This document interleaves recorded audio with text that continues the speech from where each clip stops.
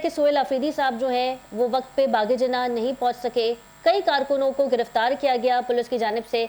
अगर वो बर वक्त पहुंच जाते तो ना कारकुन गिरफ्तार होते, वो अपना जलसा करते। ऑल दो स्टेज नहीं था, इस चीज़ को हमने प्रोग्राम में डिस्कस भी किया है और मैं खुद वहाँ जलसे में मौजूद थी, लेकिन वो बर वक्त नहीं पहुंच सके। हलीम आदिल शेख साहब उनके हमरा थे।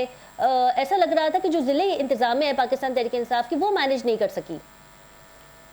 मेरा नहीं ख्याल। अब ये तो सारी सियासराइयाँ है ना, वो या उनको रास्ते में ऑब्स्ट्रक्शन इतनी प्रॉबेबली थी कि ये रीजन हो सकता है कि जिसकी वजह से वो वक्त में नहीं पहुंच सके।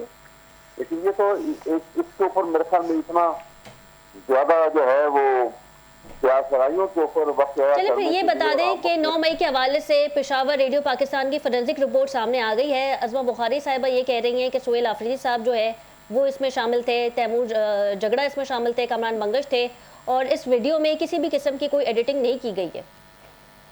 मुझे ये बताइए कि ये 3.25 साल के बाद ये रिपोर्ट आई है जी। आप बताइए ना कि सभी दुनिया के तख्ते के ऊपर आज के टेक्नोलॉजी कहाँ से कहाँ पहुंच चुकी है कि जहाँ पे 2.5-3 साल के बाद ये रिपोर्ट आ जाए कि ये भी मुलव्वस हैं, ये भी देखे गए हैं वहां पर, तो आप इसकी शराकत तो मुझे क्या बात करती है? इसका मतलब है कि ये सारी सब कुछ फैब्रिकेटेड होगा, बनाया गया होगा। इतना अर्सा गुजर गया, अभी तक वो 9 मई के वाकयात जो हैं वो अभी तक उनकी सबकी केस मुकम्मल नहीं किए इन्होंने।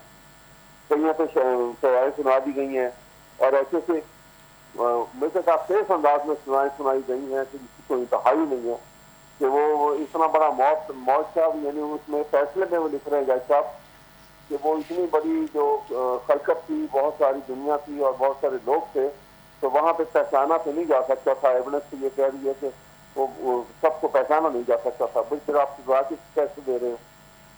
इसी तरह से ये भी मामला जो है, अभी 9 मई का वाकया को जो एक ऑर्केस्ट्रेटेड प्लान है, कोई शक नहीं है। आज ये गमत पर खत्म